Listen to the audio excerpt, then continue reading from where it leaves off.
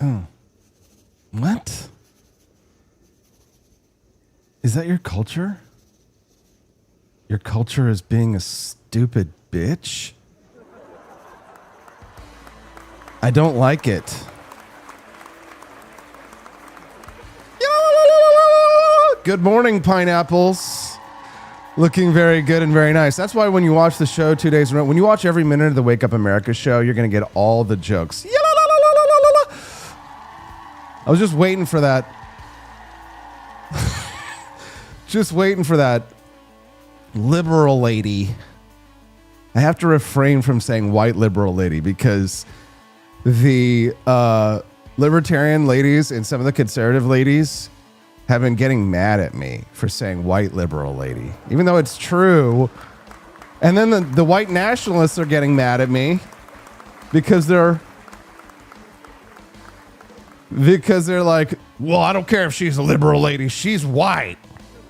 So we got to protect the white race. White power. Everybody's stupid but me. Well, and you. You're not stupid. You're the type of person, you know how I know you're not stupid? You want to know I know you're not stupid? Because there are people in this world who sleep until noon. They exist. What can you get done? Yeah, what is life all about? Taking siestas? Wake up, America, rise in freedom. This morning we have one of those shows where every single story feels like it was designed to test how much absurdity that this country can absorb before breakfast. I've got 2 shots of espresso in me and not a bite to eat, so get ready. We have a self-declared socialist in New York City trying to fix a fiscal crisis with a government-owned grocery store. We've got Eric Swalwell again, a man who built his entire public image on moral seriousness and taking people like me to task on Twitter.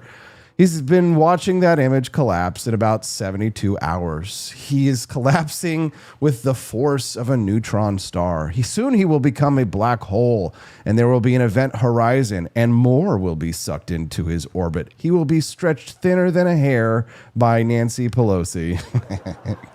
Get him, Nancy. Get him. Go get him. Elizabeth Warren is sharpening her beak and claws.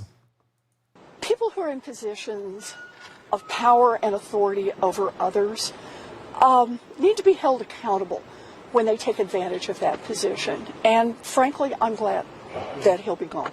You are? Yeah. It was a good decision. Right. You don't have to be a rocket science to figure that out. It's terrible what has been alleged. We just took a giant step backwards. I felt, maybe wrongly, that we were evolving. They were all being hoisted by their own petards. Retards. We have Ruben Gallego trying to sell the country the least convincing case of political amnesia anybody's seen in years. And we have the federal government, as always, quietly sitting in the corner, reading your texts like it pays the phone bill. So yes, this morning show is packed. We're going to start in New York, where Zohran Mamdani has decided that the way to help a city staring at a massive budget hole is to spend $30 million on one government-owned grocery store. Oh, just Jesus.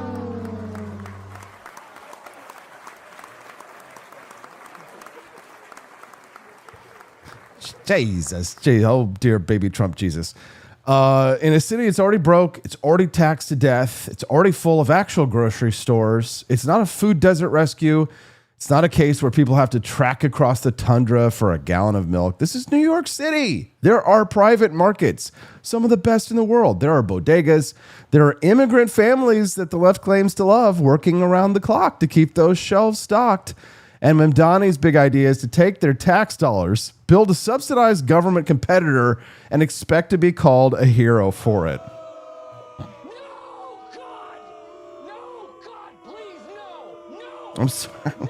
No offense, but it sounds like some fucking commie gobbledygook. Watch your mouth, Norm.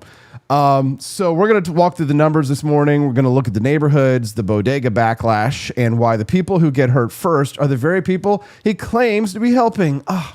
Maury Povich. Then we're going to get to Eric Swalwell this morning, and boy, I'm hungry. I'm sharpening my claws.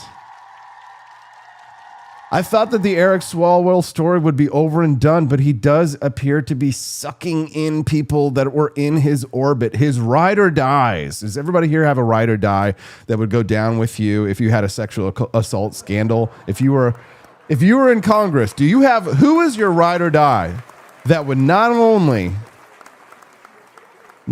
would they ride or die with you to the end, but they would also go down with the ship. They would catch charges for you. Is there somebody in your life that loves you that much? Let's give a shout out. For me, it's Steffi. maybe not. So this is the guy who wants to lecture us all about decency. Remember when I was telling you yesterday about how Eric Swalwell was morally lecturing me as if I were responsible for the death of a 17-year-old child and the tragedy of the Parkland shooting? He's online essentially blaming me for her death because I support Americans' God-blessed individual liberty to own a firearm. And I will never, ever change. I will never change.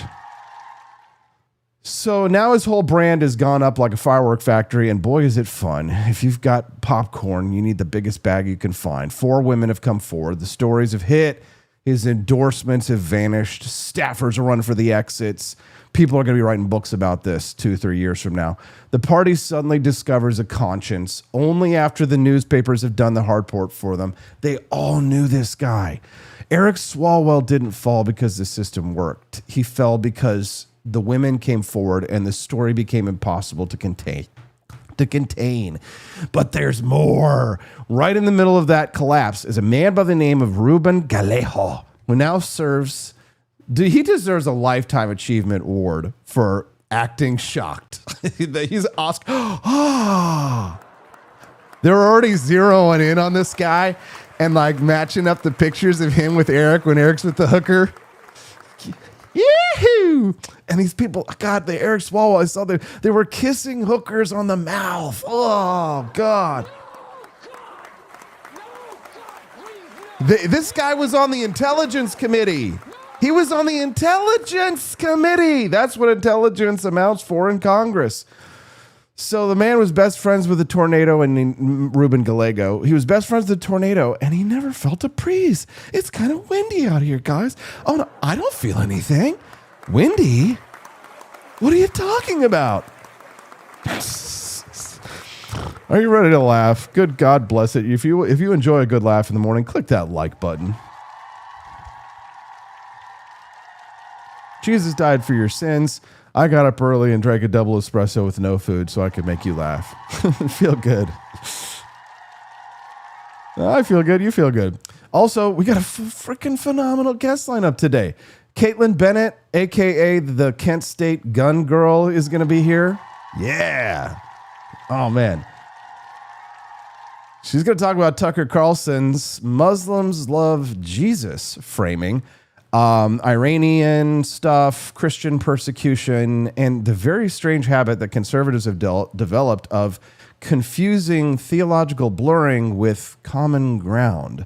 Then Judge Andrew Napolitano joins us 8:30 a.m. this morning for the B2 segment to talk about why everyone should feel a little less casual about the surveillance state. Section 702, secret courts, warrantless spying, and the cheerful fact that the federal government has built an entire system for scooping up communications without the kind of constitutional permissions that this country used to pretend mattered. So that is the show. Mamdani playing socialist store manager with your money. Swalwell's public halo going through the wood chipper. Gallego acting like he just woke up from a coma.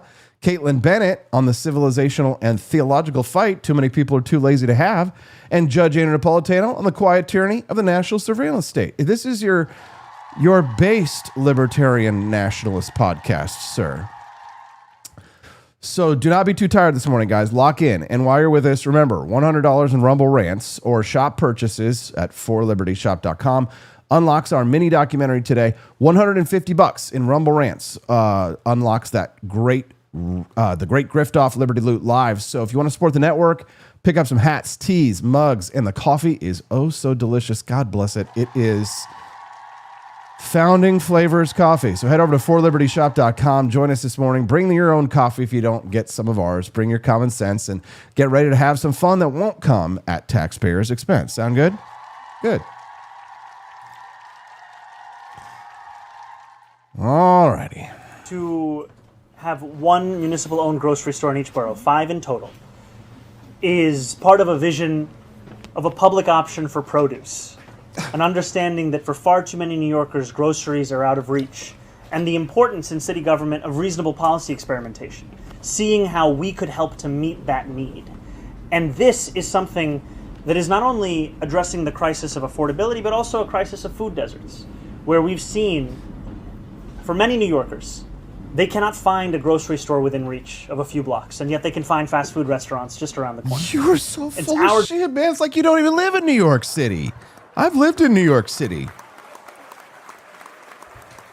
They're everywhere. They're in abundance. You got your cheap shit grocery stores. You got your super mega grocery stores in New York City. Whole Foods, Columbus Circle. I mean, you got it all. Bodegas on the corner. Some of the finest. Oh my God, the salmon lox spread bagels, the everything bagel toasted. You can get a bacon, egg, and cheese in the morning that's the size of your head with this gigantic. Oy vey. Brooklyn pizza. What do you need to worry about what do you got to go to the grocery store? You got to get a good pizza right there, young man. Forget about it. Victor Vasquez is 33 years old. He manages City Fresh Market on East 115 and Park Avenue in East Harlem. Monday morning, he showed up to work like any other day. He stocked the shelves. He checked the coolers. He opened the doors. A half gallon of whole milk at City Fresh goes for about $2.99. A dozen eggs, $2.99. That's a store that is definitely running on razor-thin margins. They are competing hard. They are serving their neighborhood. Then Vasquez found out that the mayor of New York City had announced something the night before that would blow his mind. The city's going to spend $30 million of his, maybe not all $30 million, but of his taxpayer dollars to build a government-owned grocery store.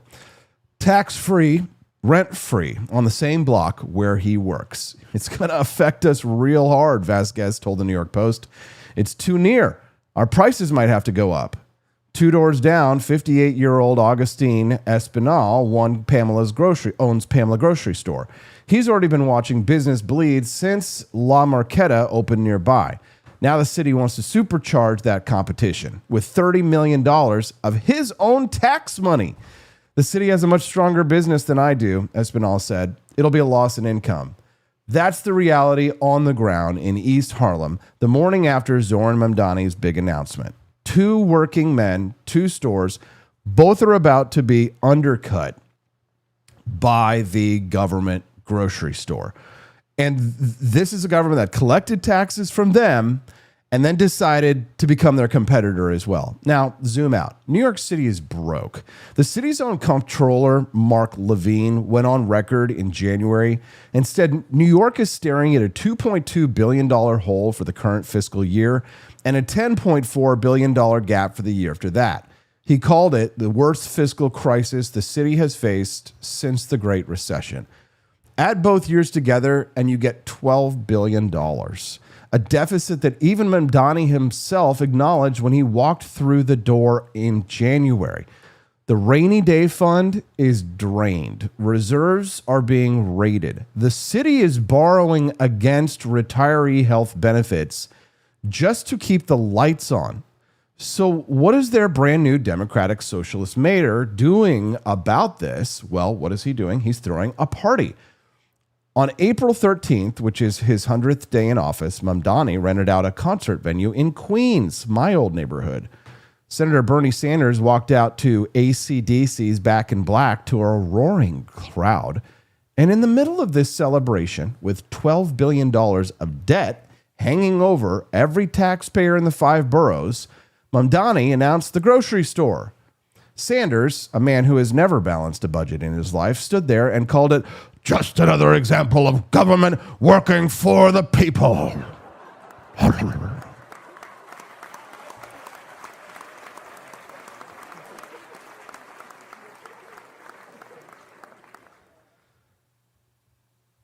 Mamdani then turned to Sanders and said, and this is the actual quote, "One day, Bernie, you'll have to tell me what a surplus is." That's not a joke. That's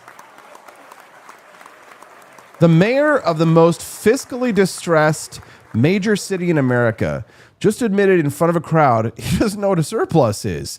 In his first 100 days, he's pushed $23 billion in new taxes, income surcharges, corporate hikes, mansion taxes, business surcharges. Governor Kathy Hochul, a Democrat, told him publicly, "We're not raising taxes in the state of New York." His own city council has rejected his budget. When that fell through, he threatened a 9.5% property tax hike that his own allies warned would devastate the working class New Yorkers that he campaigned for. So that is the fiscal environment in which this man is announcing a $30 million government grocery store. But hey, at least Quest Fanning will be able to get some free food, right? Right, Quest?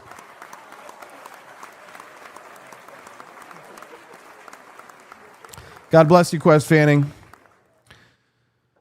So let's talk numbers. So Zohran Mamdani, he campaigned on 5 city-owned grocery stores for $60 million total. Then he got into office, and of course the number climbed to $70 million for all 5. Now the price tag for the very first store, one store, is $30 million. Oh, nearly half the entire 5-store budget is gone before a single item will hit a shelf.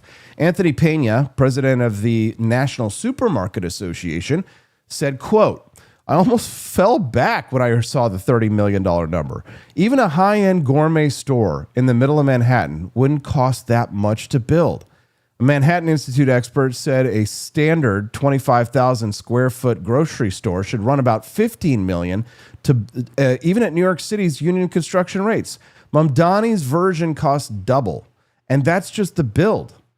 Mamdani estimated operating all 5 stores at $60 million a year. Outside experts put it at $100 million annually, every year. What a bait and switch. Indefinitely. Not one person in City Hall has explained how a government-run store undercuts private competitors in an industry running on 1% to 3% margins. When Mamdani cannot answer the question, the answer, of course, writes itself. Taxpayers cover the losses forever. Unlike a private store that shuts down when it bleeds money, a government store just goes back to the taxpayer for more. Ludwig von Mises called this the calculation problem. Without profit and loss as a signal, there's no mechanism to tell whether you're creating value or destroying it. The government store never has the answer to that question. It just needs the next budget cycle. Now, here's what makes the location choice hard to defend, guys. Within a half a mile of La Marqueta at 115 and Park, there's already a city fresh market. That is a fine fare supermarket, a shop fair, and it's also a short walk to East River Plaza, which has both a Costco and an Aldi. So this is not a food desert. This is a neighborhood with multiple grocery options, including 2 of the lowest cost retailers in the entire country. So Mamdani's not filling a gap. He is inserting a government competitor into an already functioning market and then calling it a rescue. The people who get hurt are not going to be corporate executives. They're going to be immigrant families who built their lives around those stores. Rafael Garcia, Bronx bodega owner, said, "You can't force us to pay taxes and then be our adversary." Carlos Collado, a Bronx supermarket owner and vice president at the city's bodega and small business group.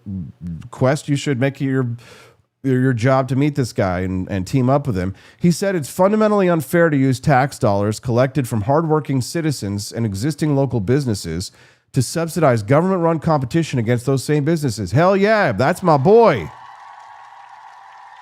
Not everybody in New York City is brain dead. New York City has 13,000 bodegas employing 65,000 workers, approximately. Most of them are running on margins. Guys, they're so thin that a single bad month can wipe out a year of profit. I think that my profit margin on coffee is bad. Bro, try selling a banana and try to make a buck on a banana, guys. You want to talk about competition? Jesus. I mean, coffee is competitive, trust me. And and the margins are thin. And of course, grocery stores sell coffee. But at the end of the day, I mean, do you watch Shark Tank? Do you see some of the deals these entrepreneurs are getting? Some of them, they got profit margins in their business, and it's like 75%, and the sharks still aren't satisfied with that, right? You want to make money in the grocery business? What are you, nuts? It's like the most competitive industry there is. Ay, ay, ay.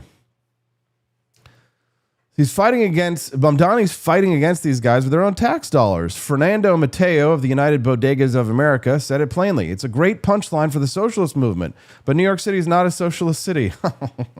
Yeah. Oh.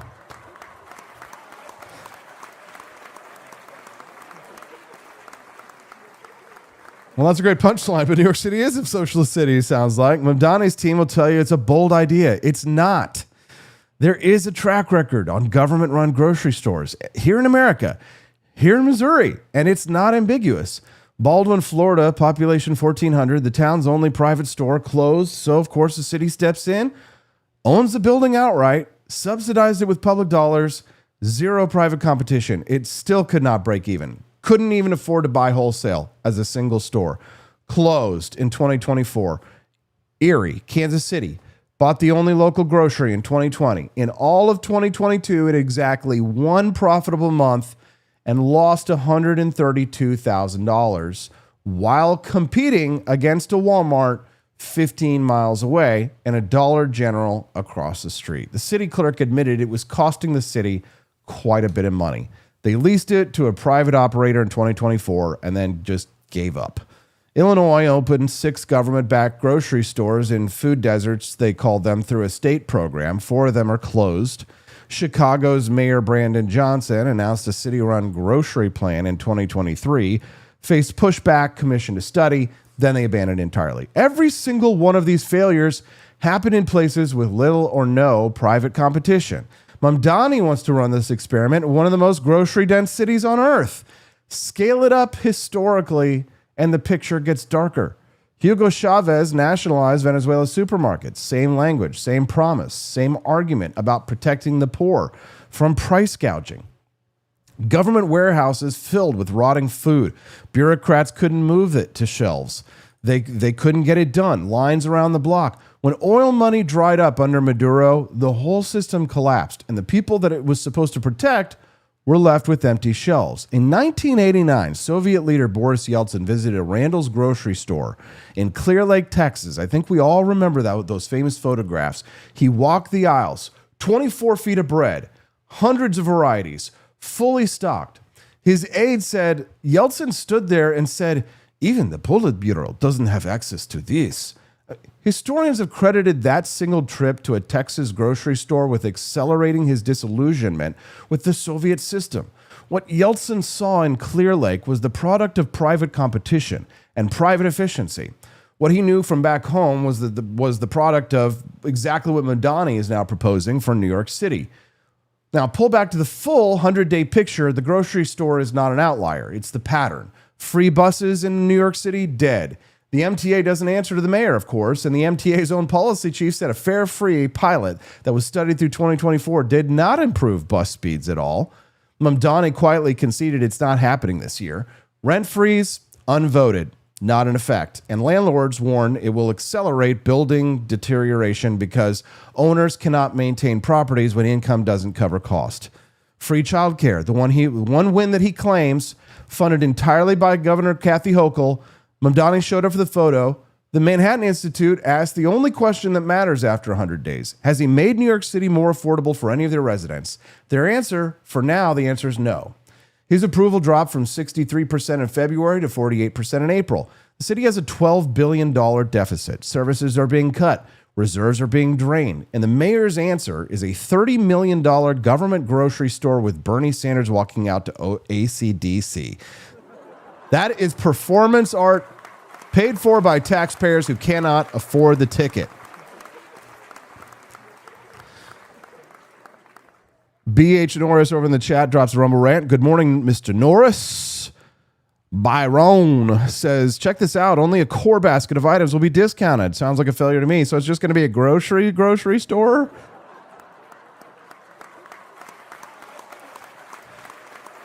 What's up, Dash and Eyes? Trump won. How you doing, boys? Nice to see Nathan in the Finger Lakes. Yeah. John and KC is here. Amy J. Easley. Damn, crew's all here. What's up?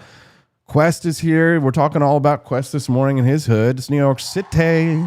When the lights go down in the city and the sun shines on the bay. Do you want to get down in my city? We got Caitlin Bennett coming up at 8 a.m. The Kent State gun girl, Catholic, mother, wife, pro-life. She's going to join us this morning at 8 a.m. Central to talk about Tucker Carlson going nutso schizoid. And then at 8:30 a.m. Central Time, we're going to talk to Judge Andrew Napolitano, who thinks Tucker is amazing. This show is very bipolar. No, I just like to talk to everybody. I'll talk to anybody. I might trash you, but I'll talk to you. Okay, I know you guys have got friends coming over. The spring is here. The game's gonna be on. The grill's gonna be hot. You're gonna be like me. You're gonna look like a man wearing a Revolutionary War uniform while he's grilling out. What am I talking about? Look. Yeah, now when your friends come over and hang out this summer, don't hand them just like a gas station looking cup. Okay, don't do that, America. We are turning 250 years old this summer for the barbecue. Go to 4libertyshop.com, get the frosted Cheers to 250 years pint. Guys, you're gonna want when the 4th of July rolls around, you're gonna want to have this for your barbecue. So head over to 4libertyshop.com and check out our beautiful frosted pint glass. Cheers to 250 years. When you see that price, you might think that's expensive, but I assure you, that includes shipping, guys, so it's not that much. You can choose to give somebody a plastic cup, or you can give them a cup of coffee with the Boston Tea Party mug. Now your drink doesn't look like it came from a child's birthday party. The Frosted Beer Mug, 250th anniversary, Betsy Ross. Just wait until we're in Boston and we're drinking out of that at Bell in Hand Tavern. We've got an incredible collection of frosted mugs. And I think Andy Opperman's got the Boston 250th anniversary Liberty Tour mugs coming. Nathan, it says great mug. He's using it right now. While you drinking the Boston Tea Party mug, Nathan? Hope you enjoy it. And thank you so much for supporting the network and the show. We're grateful, sir. All righty. He raped me. And he choked me. And while he was choking me, I lost consciousness. And I thought I died. I did not consent to any sexual activity. Although I did not undergo a rape kit at the time, I disclosed the assault to the people closest to me. I also recorded these events in my handwritten calendar. The assault and its impact were later documented during my therapy sessions at a sexual assault center in Connecticut. It had a profound impact on my mental health. I self-medicated in an unhealthy way. I did not want to live anymore.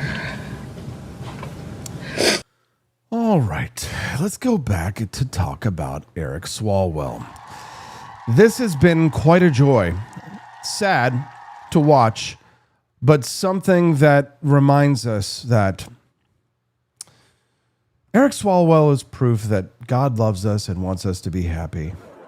Because now, the Schadenfreude, if you're into that thing,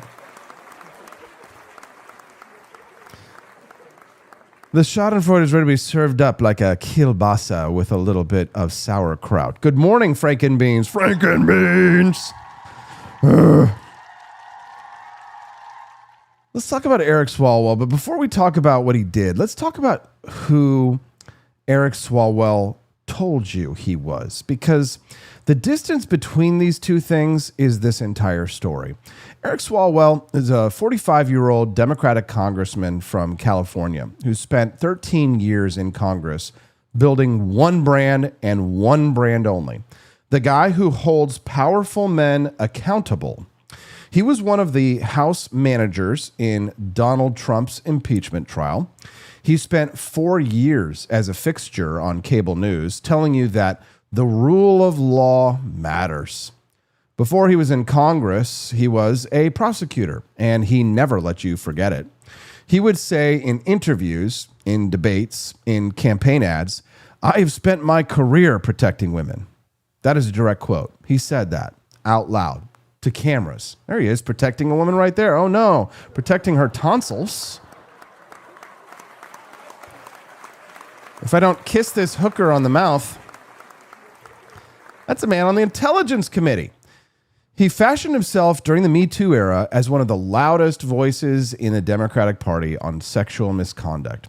When Brett Kavanaugh was nominated to the Supreme Court, Swalwell was on television every single day telling America that women must be believed.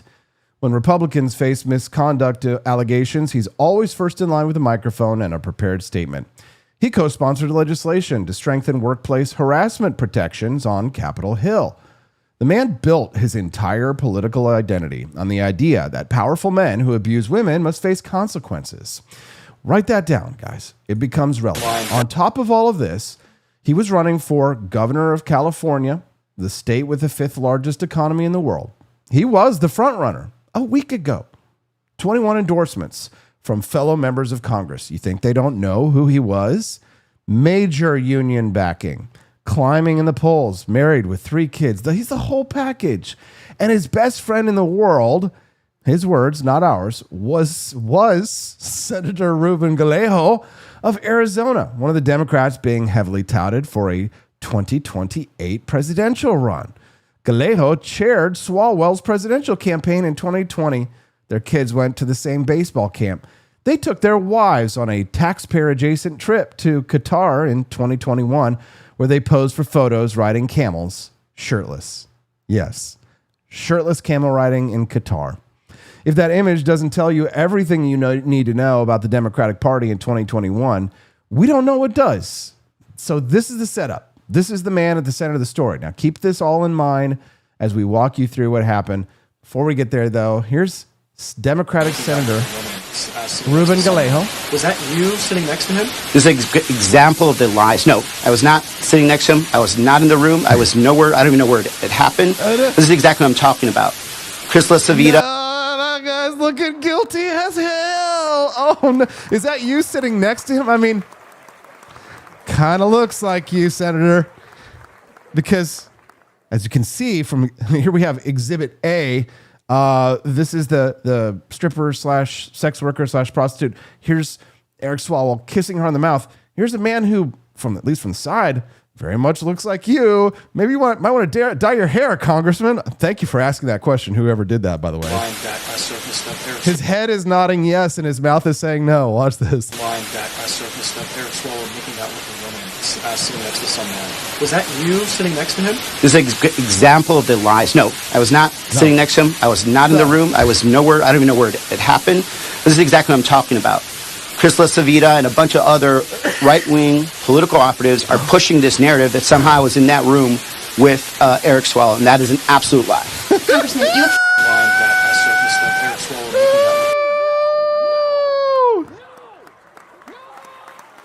Oh, I'm getting lightheaded. My head is spinning. I have the vapors.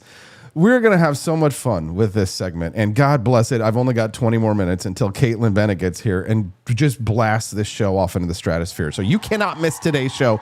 Don't miss a single minute. Do not leave. We're not going to go to commercial break, but we are going to play commercials before we go to the guests. So unlock that bonus content, guys. Head on over to forlibertyshop.com and get the 250th anniversary collection of your dreams.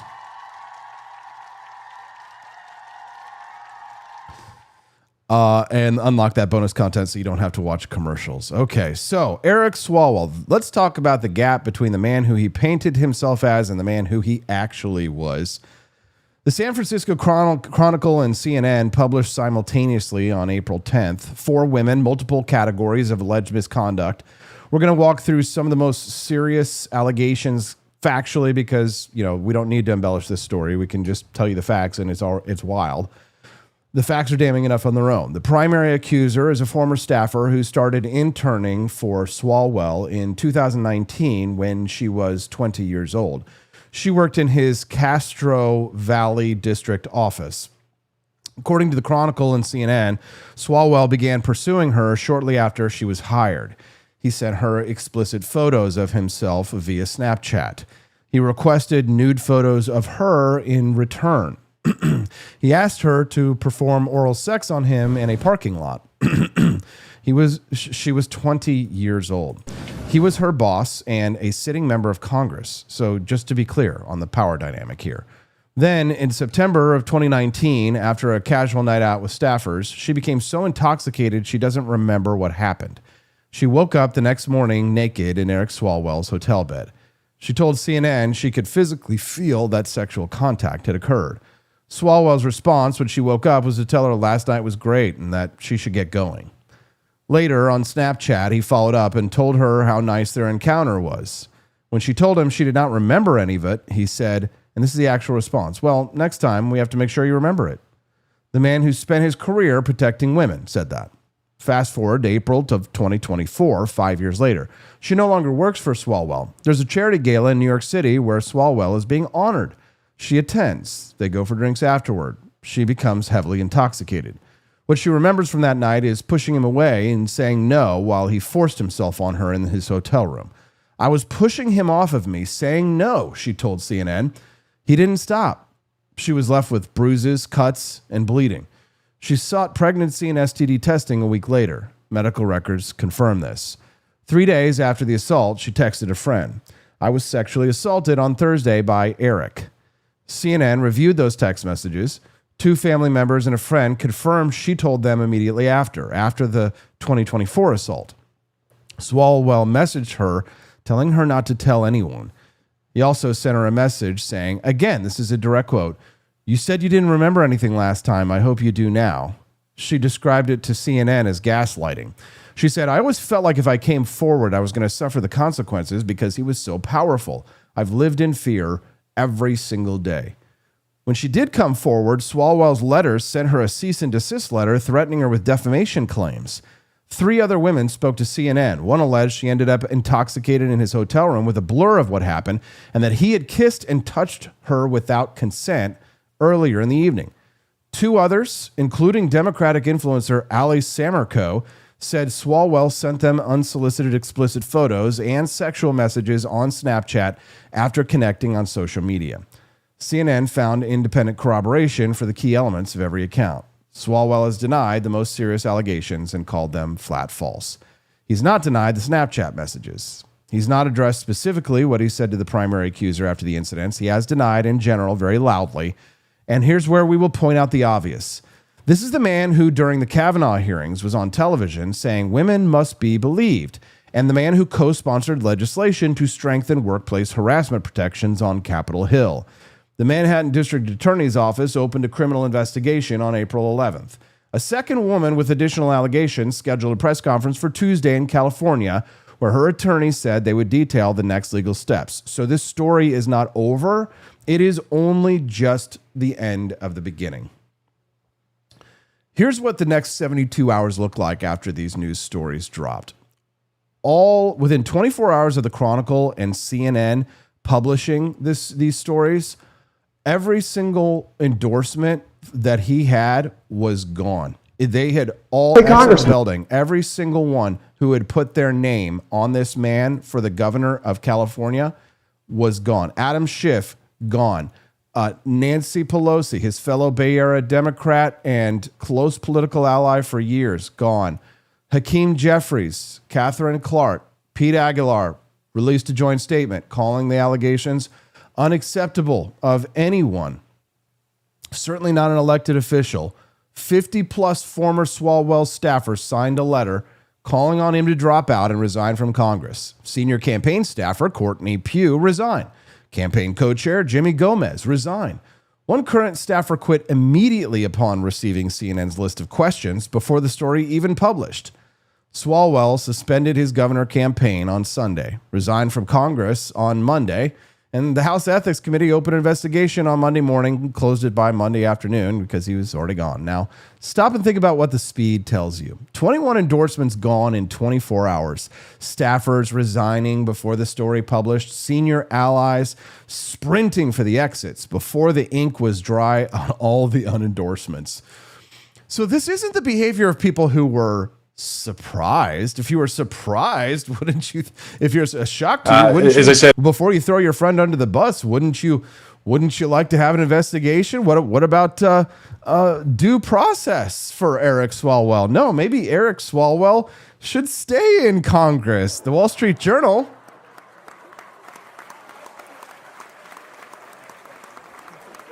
The Wall Street Journal said, no, he should be allowed to run for Congress again. What a great idea. Let him stay in Congress. Oh, Austin, you cad. They had these statements pre-written, right? The San Francisco's Chronicle noted that rumors about Swalwell's behavior towards women had been circulating on social media for weeks before the story published. Bay Area political writer Stephen Tavares, he's covered Swalwell since he was a member of the Dublin City Council, wrote that the behavior was an open secret in California political circles. So that an open secret for more than a decade. And 21 members of Congress endorsed him for governor anyway. The Democratic Party did not drop Eric Swalwell because they learned something new. They dropped Eric Swalwell because the newspaper published it, and that's a completely different thing. One thing is principle, the other is damage control. And if you need one image to summarize the entire modern Democratic Party, it's 21 politicians publishing endorsements for a man they knew was trouble and then pulling those endorsements the second it became politically inconvenient to keep them. The party of #MeToo, ladies and gentlemen. They believe all women, except the ones attached to the members of their own Congress. For those, they have to wait for the newspaper. Poor girls. Sorry, ladies. It's the Republicans who are the sexist misogynists. He swelled too well. Thank you, Mary Kramer. Good morning, pineapples. Oh, God, 10 minutes left. All right, I got one more chunk for you guys here, and then we're going to go to commercial break. But if you guys don't want to watch commercials, if you'd rather watch our Lego mini documentary, then do yourselves a favor and head to forlibertyshop.com or drop some Rumble rants in the chat, and we'll head if we hit $100 before 10 minutes go by, then we'll have, instead of commercials, we'll watch our mini doc when Caitlin Marie Bennett comes to join us here at 8. Okay, so let's talk about Ruben Gallego, right? Because now that Swalwell is quickly forming an event horizon and becoming a black hole into which more Democrats may be sucked, Ruben Gallego is not a footnote in this story. He is a main character, and his performance over the last week is one of the most transparent acts of political self-preservation that I have ever seen in my time, and I have been covering Washington, D.C. for years. Gallego is a first-term senator from Arizona, and he's the guy who defeated Carrie Lake and he's been heavily floated as a possible presidential candidate. So he's like a Marine veteran. He's got working class background. He's everything that the Democrats say that they want to try and beat what Trump has built on the right. Right? The Democrats wanted this name on a bumper sticker until about 10 days ago. He and Eric Swalwell 10 days ago were attached to the hip. Swalwell called Gallego his best friend in the world at a public event in November. Gallego chaired Swalwell's 2020 presidential campaign. Their kids went to the same baseball camp. They took a joint trip to Qatar in 2021 with their wives. They did shirtless camel riding. They were funded by a business trade organization. So they're not casual acquaintances. These are best friends. And best friends, what do? Well, they gossip and they talk. Yes. Yes, Ruben. Let me tell you about the girl I raped last night. Oh my God, yes. So here's Gallego's timeline, because this is important, guys. On April 7th, 3 days before the Chronicle, San Francisco Chronicle story publishes, the rumors, they're already circulating widely online. There's a Democratic TikTok influencer named Ariel Fedor, known as Mrs. Frazzled, tells her over 1 million followers that Swalwell is, quote, a rap. Gallego's response? He attacked her. He attacked her on social media. Then he reposted Swalwell's defiant video and writes, and this is the actual quote, "When you're in first place is when they target you. Eric is a fighter and will win the governor's race." That was April 7th. What is today? The 15th? Oh, God. Tax day? Jesus. Sorry. Today should be the vote. Today should be the day that we all vote. People be pissed enough. But it turns out that the TikTok influencer was completely right. Ruben Gallego turned out to be completely wrong. Sometimes kindergarten teachers on the internet know more than U.S. senators. Something to keep in mind. Then the Chronicle publishes their story. Gallego flips out in real time. April 10th, "I regret having come to his defense on social media prior to knowing all of the information. I'm equally as shocked and upset about what has transpired." April 13th, 45 minutes before Swalwell's resignation, Gallego releases another statement. "I had no knowledge of the allegations of assault, harassment, and predatory behavior against Eric Swalwell. I trusted someone who I believe was a friend, but it is now clear that he is not the person I thought I knew." Later that day, to a Fox News reporter outside the Capitol, Swalwell literally led a double life and tricked many of us into thinking he was something he was not. You guys know Jonathan Turley, constitutional law professor. He had the best response to all of this.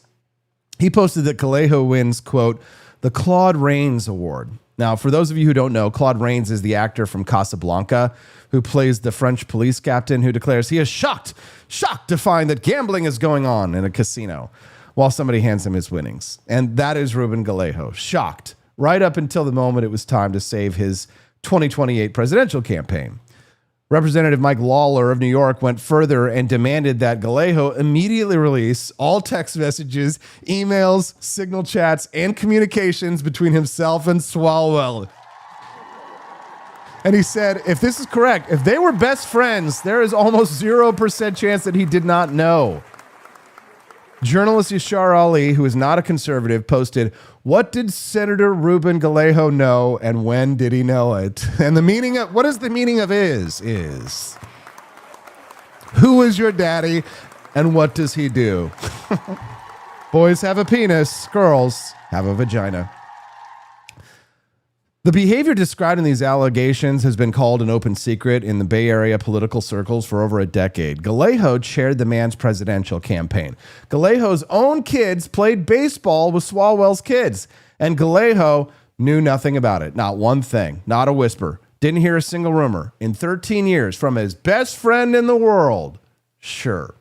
Now, one more thing while we're here, guys. This is the same Ruben Gallego who in 2016 filed for divorce from his first wife, Phoenix Mayor Kate Gallego, while she was 9 months pregnant and about to give birth. Yes. I got to hurry up, guys. Caitlin's waiting. He was filed on the grounds that the marriage was irretrievably broken, demanded that she pay his attorney fees. She disputed the characterization of the marriage. The Democratic Party, of course, wants that man to be their next president. Apparently, they have a type. It's time to go. Okay. We'll have to talk about the Chinese spy. Fung later. God, I got it. I've got Eric Swalwell's number, and we're going to keep fighting.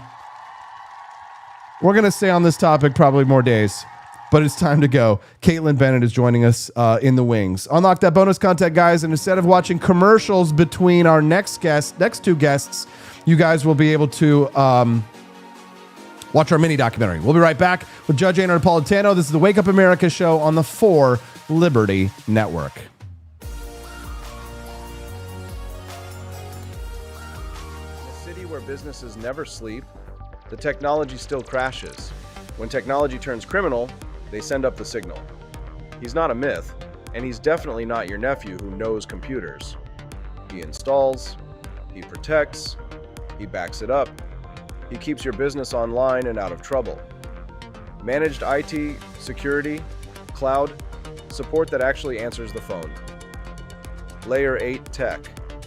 When your network breaks, he wakes. Call Drew before your tech needs a rescue signal.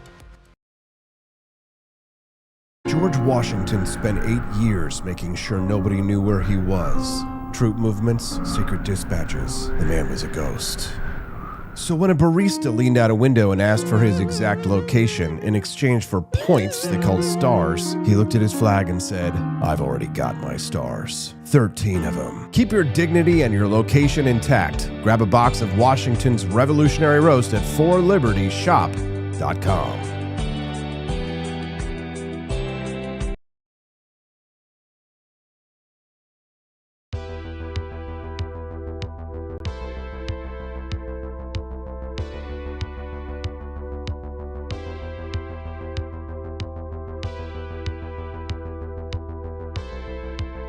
Are you tired of the strange radioactive effects of leftist culture?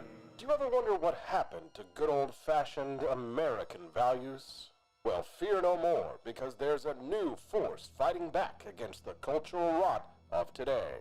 Introducing Culturama, a right-of-center talk show that's taking back the future today.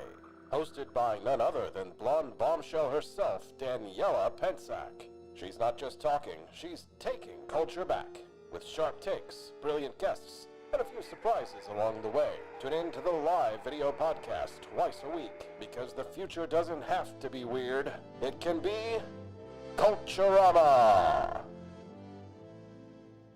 If there wasn't going to be somebody who was a fiery champion of liberty, somebody who would get out there and who would be aggressive, and if they wouldn't do it with more fire or passion than I had, then I would go and I would fight this battle for us. I've fought for the principles that we all share. Parties tend to be secondary to me. We're here because we believe in the principles of liberty. I am not a perfect messenger, but I think I'm a damn good one. This is a replica of our first president's flintlock pistol. You have my full support, my respect, and my gun.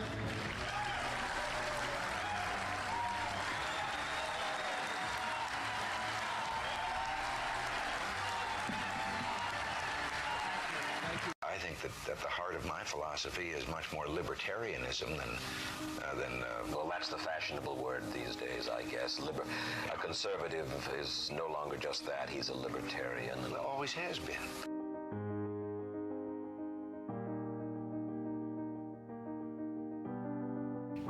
Yet any time you and I question the schemes of the do-gooders, we're denounced as being... Good morning, Rise and Freedom. I'm Austin Peterson. You're watching and listening to the Wake Up America show, and that's on the For Liberty Network. Yeah, it's a whole friggin' network. There's 5 live shows on this network and more in the works. If today's your first time watching the Wake Up America show, click the like button and then click the little follow button that you see right next to it.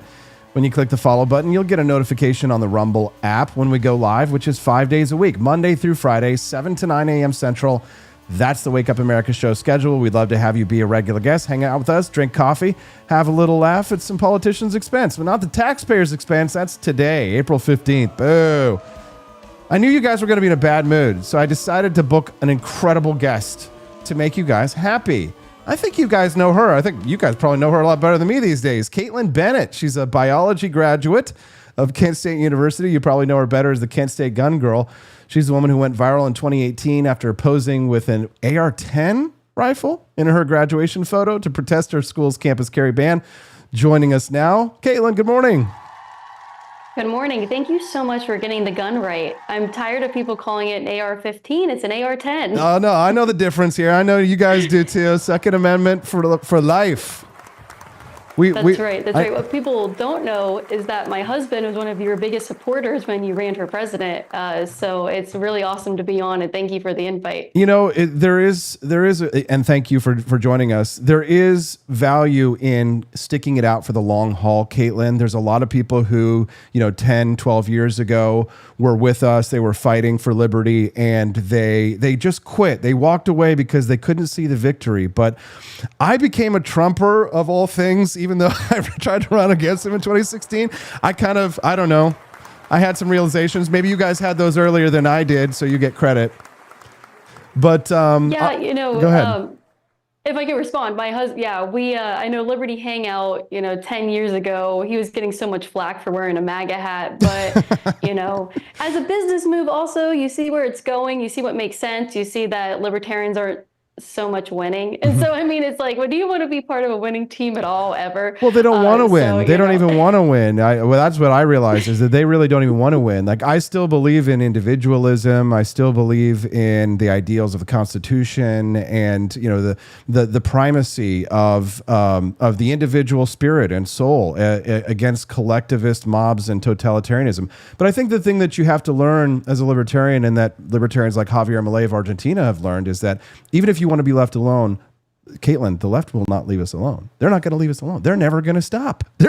So we have to fight back. Stop. Right. They're going to violate our nap.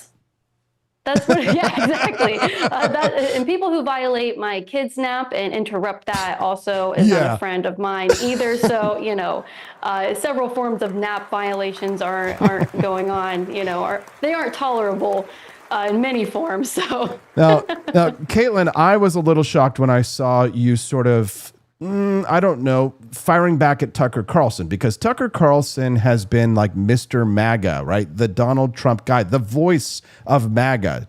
That's Tucker Carlson. And I've been harshly critical of him for some time now. And have I ever been getting a lot of flack for it? And so when I saw you with a much bigger presence than mine, very influential, and you're taking shots at Tucker Carlson, I'm thinking to myself, wow, that's a big risk. I mean, you must be, first of all, it's brave, because when you speak out against Candace or Tucker, you're going to get hit. But I saw you responding specifically to something that he said, where he was condemning Trump's AI image of himself as Jesus, as a desecration of Jesus, and then saying that Muslims actually really respect Jesus. Implied, of course, is that Jews don't. You responded to that, Caitlin. How did that make you feel? Well, I never get into the drama. Years ago, before I became a mom, I would love to get into drama on Twitter. I would post things that would specifically make people just get riled up. But I don't do that anymore as a mother. I really, really prioritize protecting my peace, especially away from people who want the attention. However, when I see people who are just muddying the MAGA coalition and the Republican coalition, at some point, I think everybody has to say, what are you doing? He hates Jews so much that he's become this fangirl and this cheerleader for Islam and Muslims, and I don't understand that. We've lost the plot completely. You can criticize Jews. You can be critical of the Israeli government. I think, a little healthy, a dose of that is fine, whatever, question things. But when you start making tweets that, actually, there's this big conspiracy, Muslims love Jesus. It's like, hold up, because there are countries where Islam is part of their government, they kill us. You cannot convert to Christianity in Islamic countries. In Iran, where he was talking about, that's why he's so deeply offended, the president or the supreme leader of Iran, that's why he's so deeply offended by this. He's not offended by that. He loves it because it gets people like Tucker Carlson to be his mouthpiece and try to win points for him. It is so outrageous. It's weird.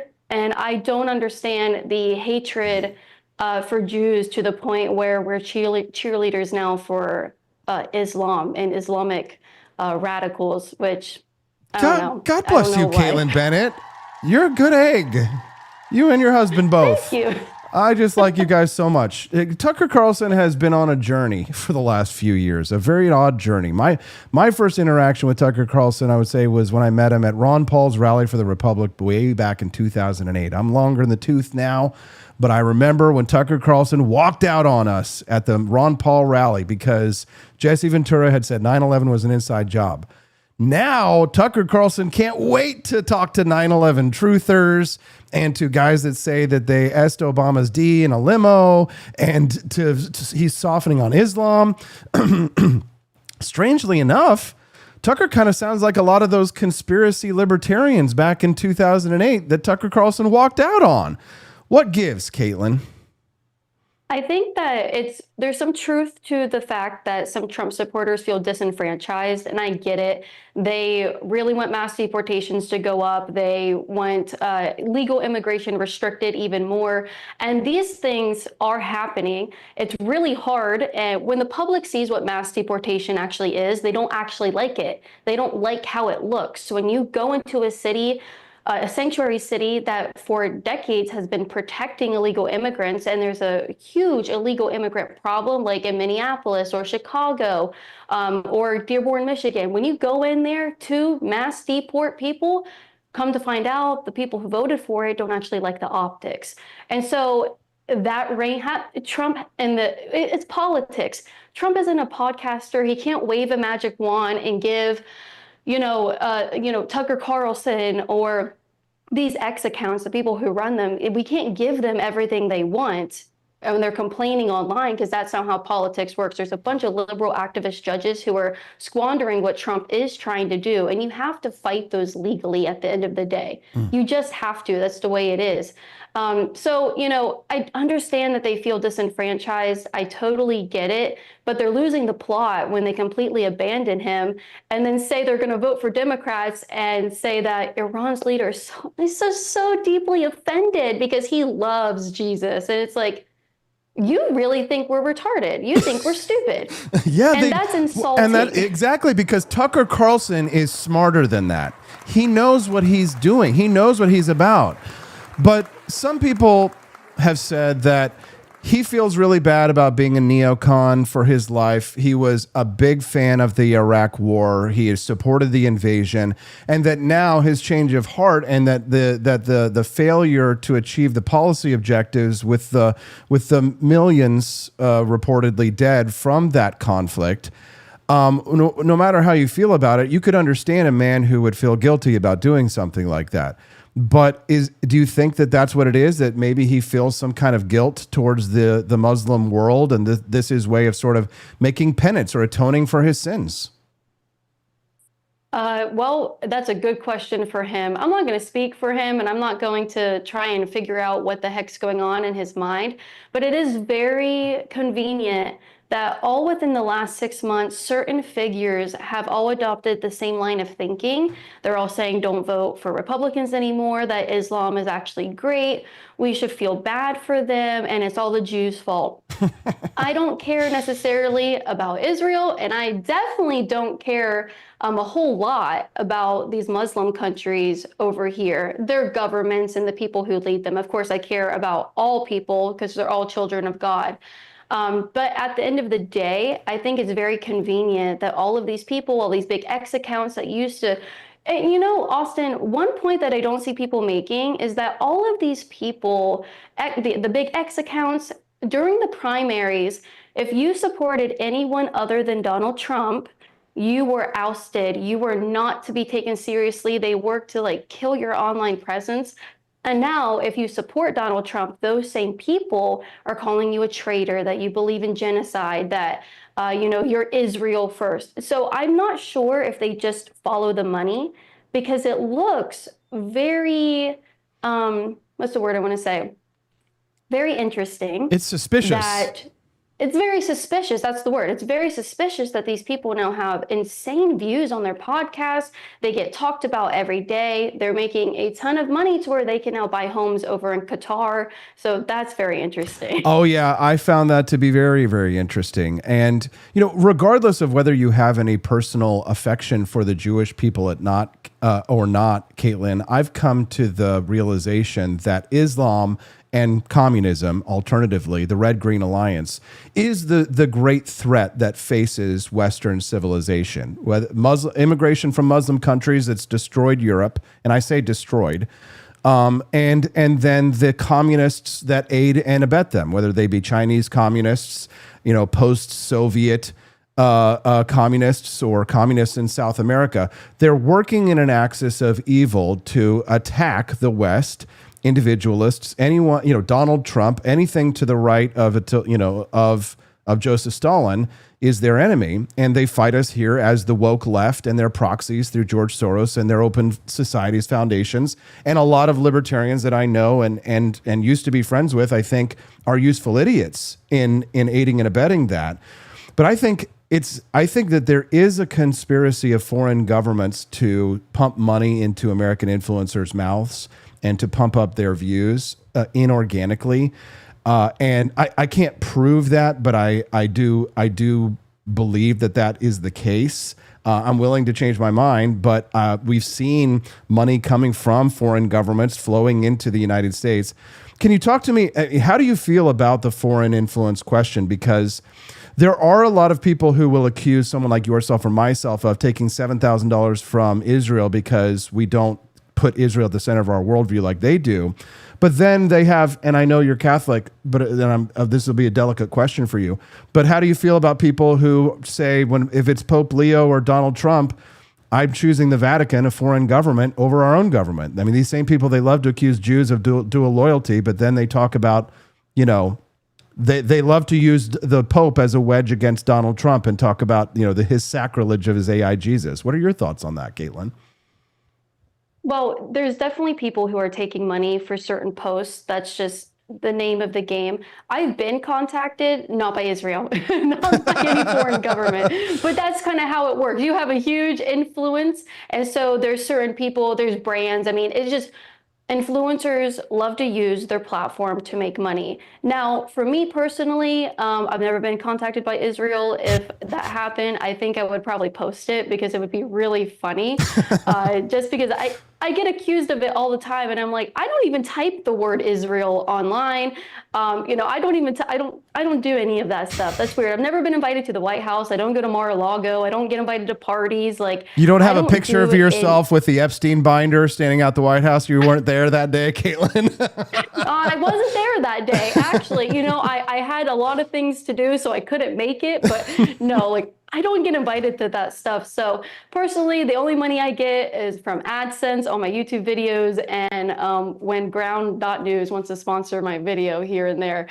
But to your point about the Vatican and stuff, as a Catholic, if I had to choose an alliance to, if I had to pick between Donald Trump and the Pope, I'm not going to sit here and criticize the Pope as if I'm a better theologian than him. I'm not going to say, well, he's wrong and this and that, and I know better than the Pope when he talks about what the Catholic Church believes in and what Jesus Christ teaches. Now, I can say that I don't agree with some of the things he says, and of course I didn't agree with some of the things Pope Francis says. I also think, this is a new Pope. We should probably give him time to see exactly where he goes throughout his reign here.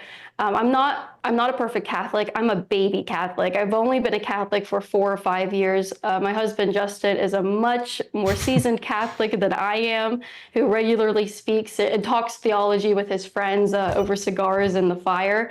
But that's just not me. But I mean, my alliance as a Catholic is to the Catholic Church and to the Pope. I don't see the Vatican and the Pope as a foreign government.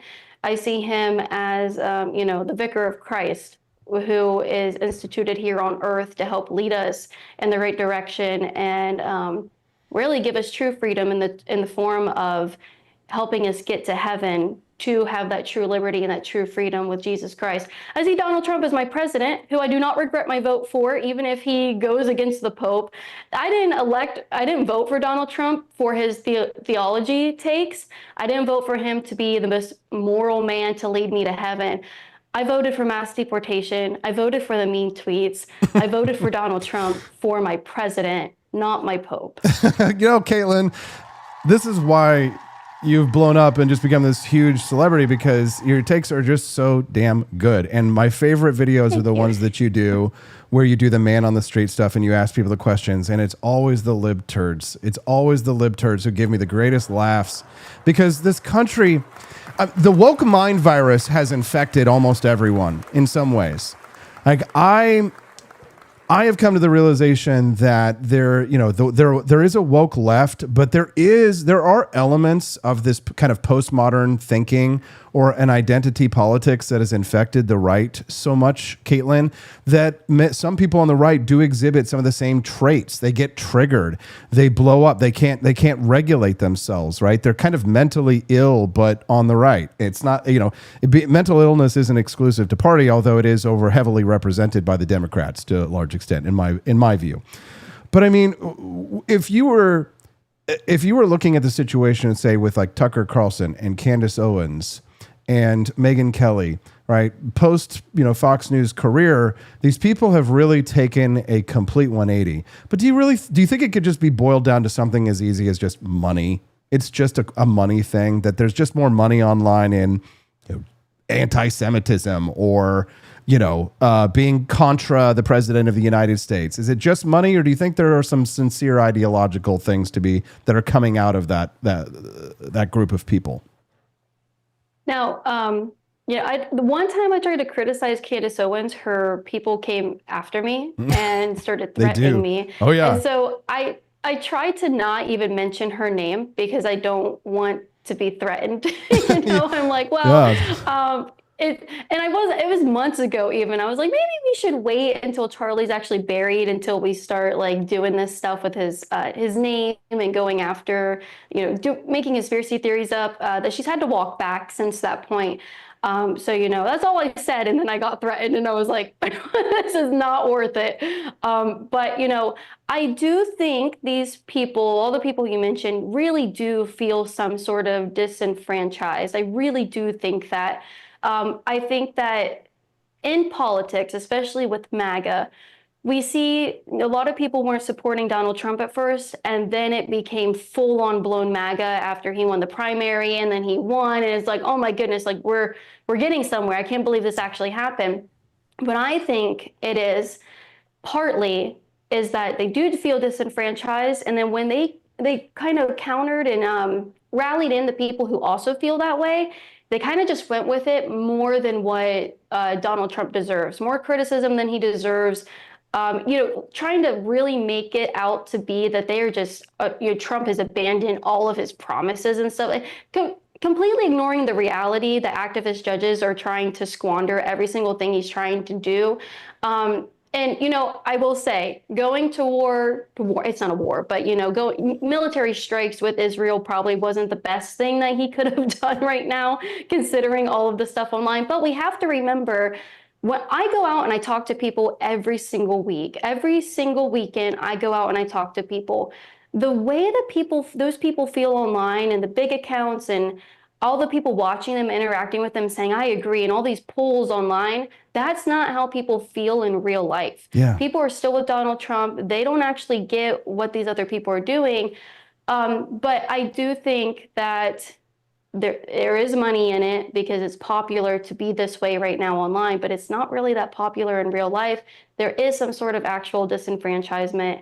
So I think to wrap it all up, they're kind of just coming in and taking advantage of the way people just don't feel they've been represented. Like the little guy that voted for Trump and he wants more deportations. Oh, well, it's the Jews' fault. And it's like, yeah, it totally is, and I hate Donald Trump now for doing this. So, they're masters at doing what they do because they've been doing it for a long time. They know how to capture an audience, and they seem to have no moral dilemma, and they have no line that they're willing to not, like there's no line that they won't cross in order to get those engagements. At the end of the day, that's their livelihood. So I think it's a big package. There's a long-winded way to say there's a lot of things. I love it. I could listen to you talk for hours, Caitlin, because it's very enlightening. It's fully informed.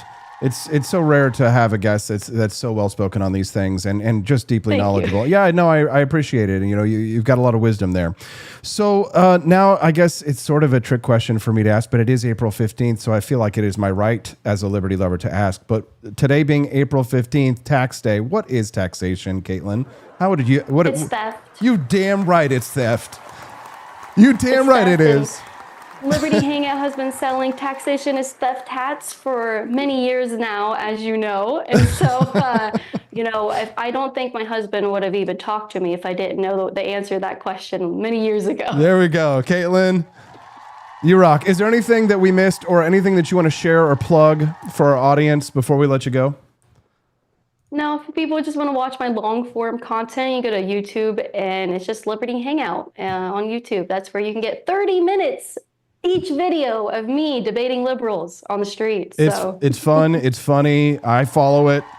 Watch every single video that they drop. Caitlin, I hope you have a wonderful day. We'll talk to you again real soon.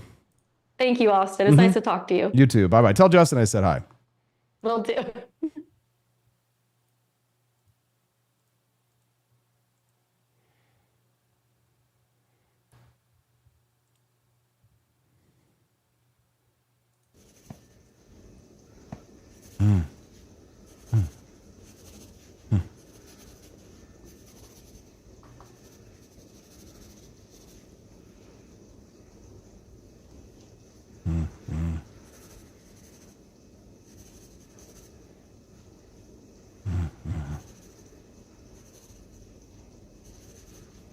This woman wishes that she was a black woman so bad. Her handle is at Spirit Sisters. Welcome to the Wake Up America show. I'm your host, Austin Peterson. Are you guys enjoying the show? Hey, thank you so much for all your Rumble rants.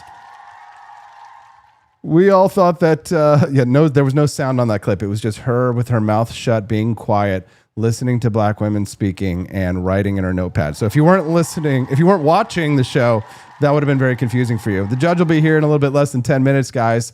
But thank you very much for all your financial contributions. We're very grateful. If you want to help support the show, the like button is totally free. So click it. Click the follow button if today is your first time watching the show. And just FYI, we've raised $67 towards the $100 goal because when we raise $100, we unlock our 250th anniversary mini documentaries. And we have been producing biopics, little mini biopics of heroes of the American Revolution. And each day we unlock a new one. So far, we haven't missed a single unlock. So drop some Rumble rants if you want to see the bonus content instead of commercials. Otherwise, here in a few minutes, we're going to go to commercial, but here's a commercial that I have to read, and I'm delighted to read. I'm actually thrilled to read. Expat money. Our freedom is easy to take for granted right up until the moment that it starts disappearing, of course. And it's usually too late to start planning at that point. That's why smart families are thinking ahead now. They're asking the questions that most people avoid. If this country does take a hard turn in the wrong direction, if Gavin Newsom does become president of the United States and overturn everything Trump does and prosecute people who supported him, what is your plan B? Well, our friend Mikkel Thorup at Expat Money helps people answer that question with second residencies and even second citizenships in places where opportunity still exists and freedom still matters. Got a lot of friends in Panama these days. Puerto Rico. This is about control, your choices, and your future. Don't wait until you're desperate to wish you had options. Get Mikkel's free Plan B residencies and instant citizenships special report today at expatmoney.com/Austin. That's expatmoney.com/Austin. Type it in, get that report. You guys will find it very interesting no matter what you decide to do. Options are nice. Options are good. Everybody should have options. Eric Swalwell has no options. He's out of options. And you're out of touch. I'm out of time. But you're out of my head when you're not around.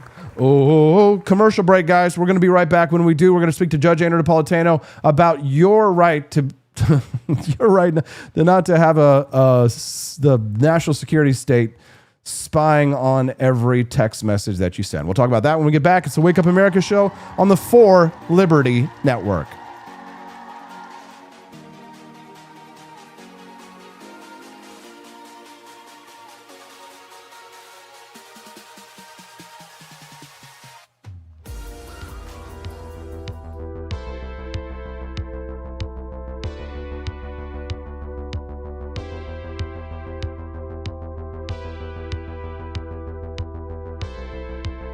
Are you tired of the strange radioactive effects of leftist culture? Do you ever wonder what happened to good old-fashioned American values? Well, fear no more, because there's a new force fighting back against the cultural rot of today. Introducing Culturama! a writer-centered talk show that's taking back the future today. Hosted by none other than blonde bombshell herself, Daniela Pensack. She's not just talking, she's taking culture back. With sharp takes, brilliant guests, and a few surprises along the way. Tune in to the live video podcast twice a week, because the future doesn't have to be weird. It can be Culturama. If there wasn't going to be somebody who was a fiery champion of liberty, somebody who would get out there and who would be aggressive, and if they wouldn't do it with more fire or passion than I had, then I would go and I would fight this battle for us. I've fought for the principles that we all share. Parties tend to be secondary to me. We're here because we believe in the principles of liberty. I am not a perfect messenger, but I think I'm a damn good one. This is a replica of our first president's flintlock pistol. You have my full support, my respect, and my gun.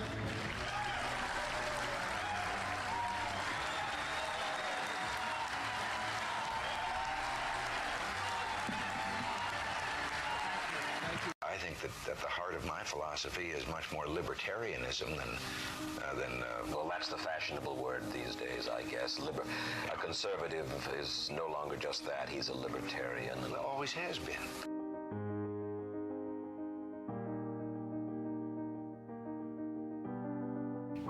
Yet any time you and I question the schemes of the do-gooders, we're denounced as being against their humanitarian goals. They say we're always against things, we're never for anything.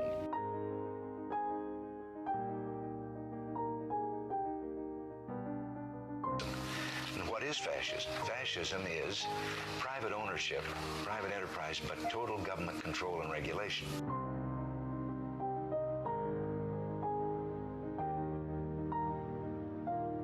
Well, the trouble with our liberal friends is not that they're ignorant. It's just that they know so much that isn't so.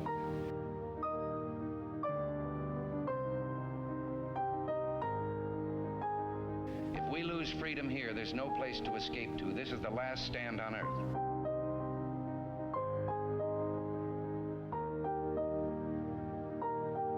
This is the issue of this election. Whether we believe in our capacity for self-government or whether we abandon the American Revolution and confess that a little intellectual elite in a far distant capital can plan our lives for us better than we can plan them ourselves.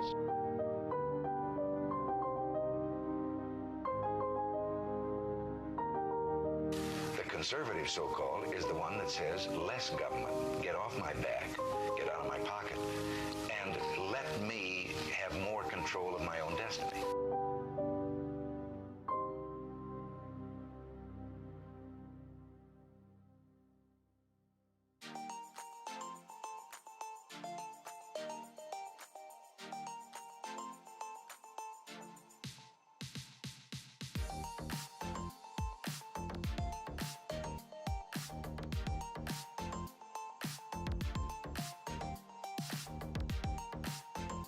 The left in America tells us not to have kids to save the planet, but in Cuba, they stopped having kids because the state destroyed the earth. Collectivism doesn't create justice. It creates shortages, corruption, and power for the few. I've not just seen it, I've lived it. My family escaped it. Now, the same failed ideas are being sold to a new generation. I'm here to expose the lie and defend liberty. From Cuba to Argentina to the United States, the freedom movement is rising. Cafecito Libre is the exile voice of economic truth. Cafecito Libre, premiering March 3rd as part of the For Liberty Network, only on Rumble.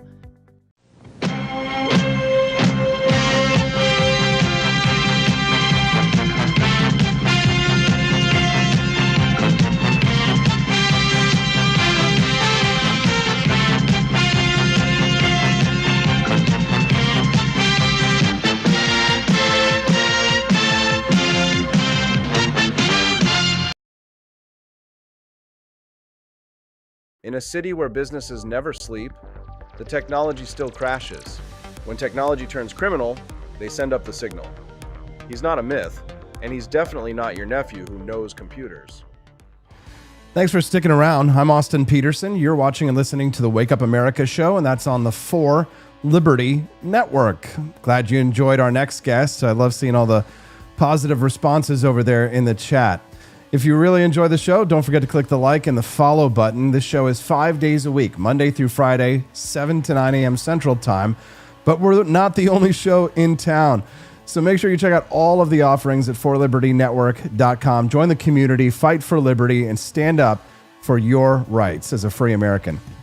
All right, well, the federal government has been spying on you, not theoretically, not hypothetically, legally, with a secret court. And with the authority that makes it all possible expires at the end of this month. Joining us now to discuss, one of America's foremost defenders of individual liberty, Judge Andrew Napolitano is the host of the Judging Freedom podcast. He is an old friend. He's going to explain exactly how bad this is. Judge, welcome back to the show. It's time for some big brain discussions. We're grateful for your time. Thank you, Austin. Thank you for the introduction. It's a pleasure to be here. Judge, you served as a New Jersey Superior Court judge. You taught constitutional law at Seton Law School. You've spent decades as one of the most consistent and fearless voices in the country on the issue of government overreach, surveillance, and the federal power to listen to our text messages and phone calls has been one of the biggest fights that you've picked with the federal government. Why is it so important? And why does every American who can hear our voices right now, what is it that they need to understand about what's happening at the end of this month?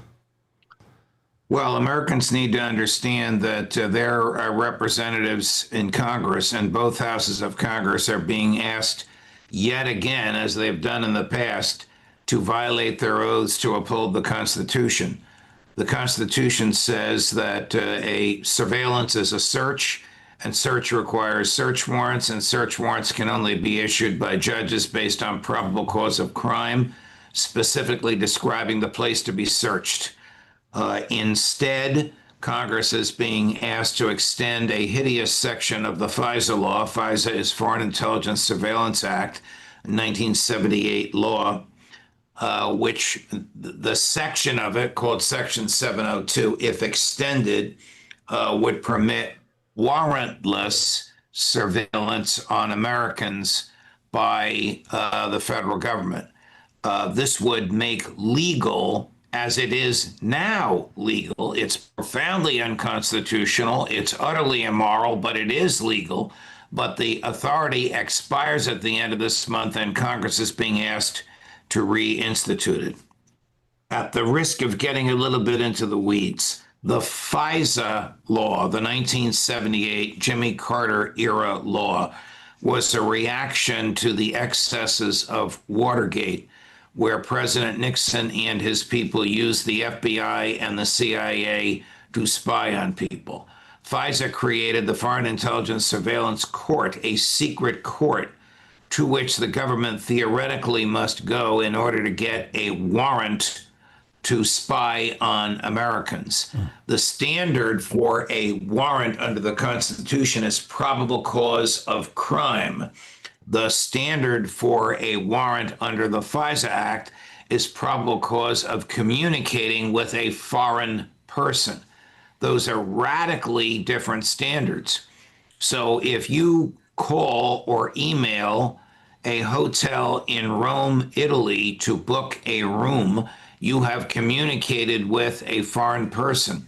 Under the FISA law as it now stands, that would enable the feds to surveil you warrantlessly forever. Then, because the FISA court has interpreted, making this up out of thin air, to permit spying to the 6th degree, if you call your mother can be spied on forever. If she calls her sister, your aunt can be spied on forever. If your aunt calls her daughter, your cousin can be spied on forever. This goes out to the 6th degree. Now, in 2023, which is the last year for which we have these statistics, this process that I've just described happened to 3.5 million Americans. So do the math, 3.5 million out to the 6th degree. What does that number come to? 340 million Americans, which just happens to be the population of the United States. So FISA, the spies that operate it, the FISA court, the federal judges that meet in secret.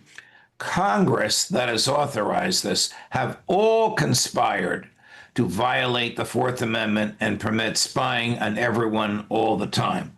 That is what theoretically will be debated in the House and the Senate this week, when the President of the United States, who was himself victimized by this in 2015, now is in favor of extending this authority. We'll see how the vote goes. It's going to be very, very close in the House of Representatives, thanks to Thomas Massie and thanks to some progressives in the Democratic Party.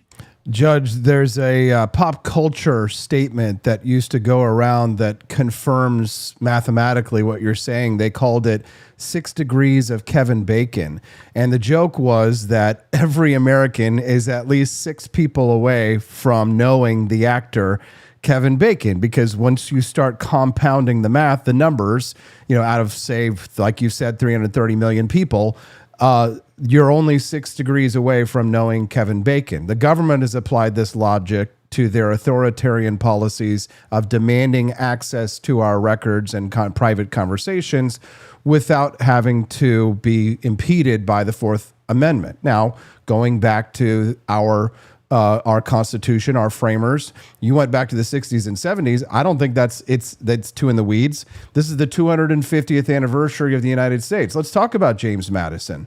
You draw a direct line in your piece from the secret courts in London that James Madison condemned before the Revolution to the FISA court operating in Washington today. So make that connection for our audience. How similar are those two? They both did and do the same thing. The secret court in London issued general warrants. A general warrant does not describe the place to be searched or the person or thing to be seized. It authorizes the person who possesses the warrant to search where he wants and seize whatever he finds. That's what was visited on the colonists by the British, ostensibly looking for stamps, because the Stamp Act required you have a British government stamp. It wasn't a stamp the way we understand stamps today. It was more like a rubber stamp. They put a stencil and ran some ink through the stencil on all the paper in your possession. In order to see if you had paid for the stamp, the government had its courts issue these general warrants. So these general warrants permitted British agents and British soldiers to break down doors, ostensibly looking for the stamps. What they really were looking for was revolutionary material. The Stamp Act was so unpopular, it was eventually rescinded by Congress after a year, but the general warrants continued. Fast forward to FISA, and the judges are signing general warrants. How do we know this? Well, one very famous warrant signed by a Florida federal district court judge. There are 11 judges on the FISA court, and they rotate through. They leave their home courtrooms and they go to a super secret court. They are, by the way, frisked on the way into the courtroom and frisked on the way out. They can't bring anything into the courtroom. They can't bring anything out. But one of the judges, when in the courtroom, signed an order permitting spying on all Verizon customers in the U.S. At the time, that was 115 million people. That is an astronomical version of the general warrants that the London court signed, that Madison condemned, that the Fourth Amendment invalidated. We're speaking to Judge Andrew Napolitano right now about your Fourth Amendment rights, the Constitution, what the framers intended when they wrote the Fourth Amendment. I could talk about this all day, but Judge, I'm very curious about your thoughts. This sort of international conflict has gotten to the level where now Pope Leo, the first American Pope from Chicago, is in a war of words, if you will, with the President of the United States over the conflict in Iran. Now, I imagine that you must be very conflicted, Judge, because, of course, you're a very different kind of Catholic. You're a libertarian Catholic, and many Catholics who are in the United States, at least who are on the political right, being very, very supportive of Donald Trump, typically, but now find themselves sort of squished between these two rocks. Riley Gaines, she's an athlete here in the United States who made a lot of waves and headlines, was a big Donald Trump supporter. Now she's angry at Donald Trump for posting a meme that depicts himself as Jesus. I wonder how you feel about this, because I know, of course, you're strongly against the war in Iran, so you must sympathize with the Pope there. But then, of course, there is the complications of the fact that you're more of a libertarian Catholic, in the sense that many Catholics now strongly support Donald Trump, and maybe they support him more than they support the Pope on things like immigration and war. So this must be very complicated for you. And I wonder if you could just help sort of unravel your thinking about the conflict between the president and the Pope. Well, the Catholic Church has taught for centuries the doctrine of the just war, which prohibits wars of aggression. And the Pope characterized this, in my view, quite correctly as a war of aggression, both under international law and under the moral law and under the teaching of the Church. It's not just the Catholic Church that embraces the just war theory. The Geneva Conventions embrace the just war theory. The United Nations Charter embraces the just war theory. You may not like the Geneva Conventions, you may hate the United Nations, but these are valid legal instruments to which the United States authored and which were ratified by the Senate. So in my view, the Pope is quite correct to make his comment that wars of aggression are immoral. In terms of what Trump did, depicting himself as Jesus, it was reprehensible, was a mockery of Christianity, and I think it'll be perceived by many people as extremely damaging to him at the polls in November. 55% of American Catholics and 65% of American Protestants voted for him. I can't imagine those numbers would be the same after depicting himself as our Lord and Savior. To me, it turned my stomach. Even though I know him, I know he's a character, I know he doesn't even take himself seriously at times, but there are areas into which one ought not venture because it's too close to the human heart. And Donald Trump portraying himself as Jesus Christ is one of those areas.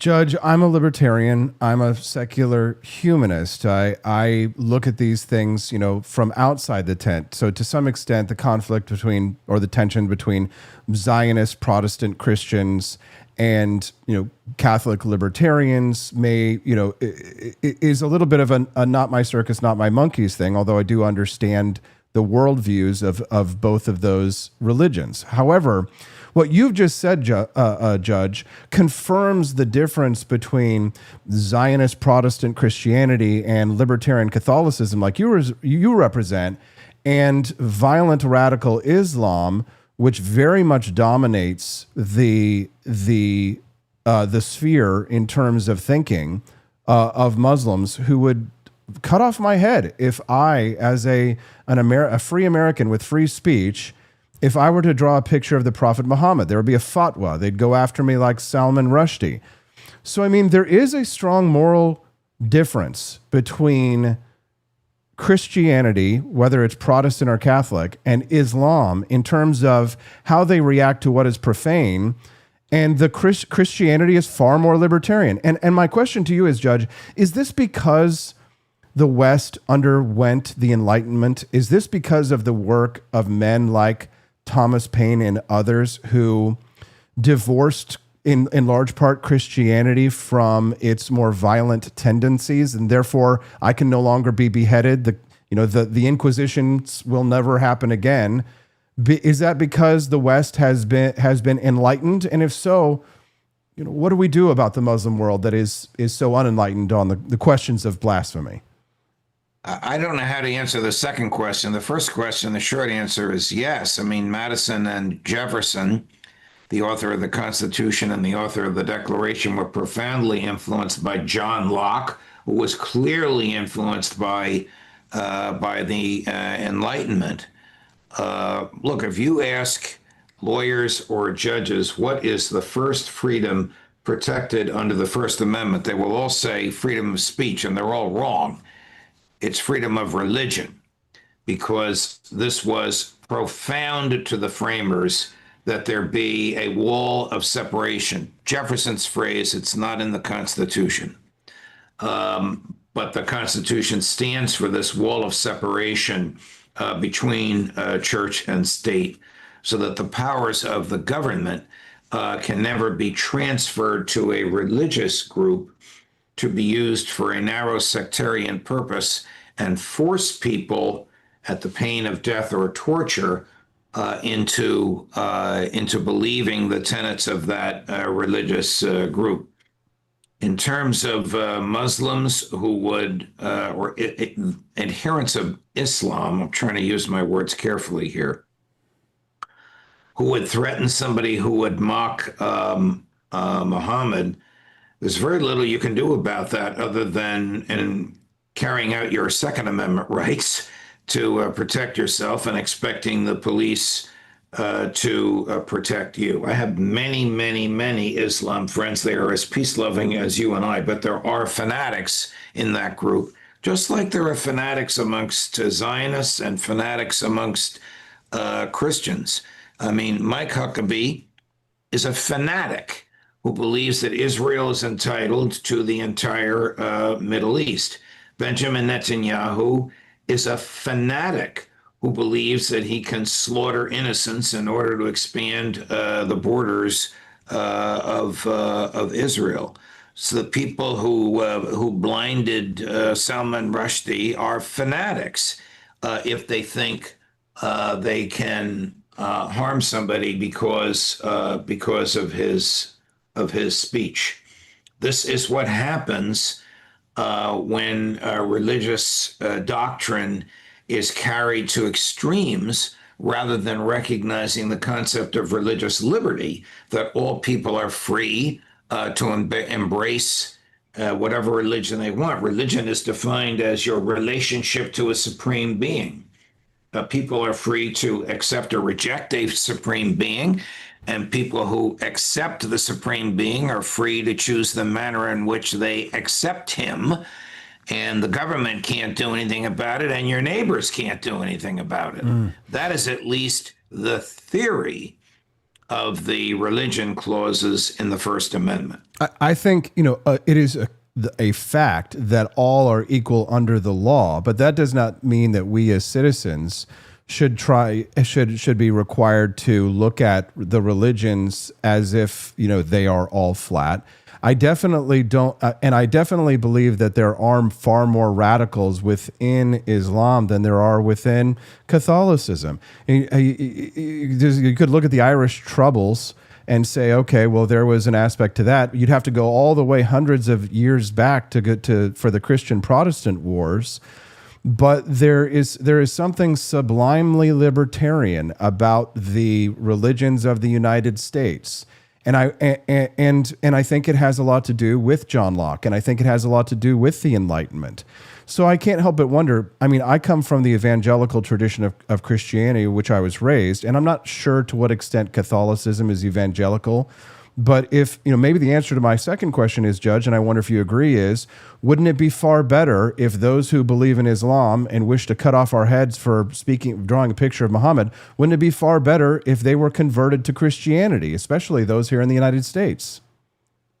Well, if you believe that Catholicism is the one true church, which is what the Catholic Church teaches, and all other religions are wrong, which is what the Catholic Church teaches. It doesn't teach this publicly, but it does teach this. Then, of course, you want people converted, but you want them converted from their hearts, not because you're pointing a gun at them. That's not a conversion, even though there was a time in the Inquisition when the church had the power of the government to use force to get people to convert. That is condemned today by the church, and of course not prohibited, thanks be to God, in the United States, thanks to the First Amendment.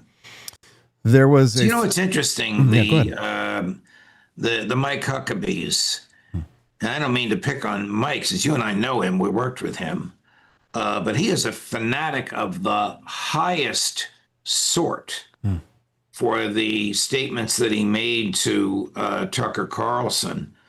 And Mike Johnson is in the same category.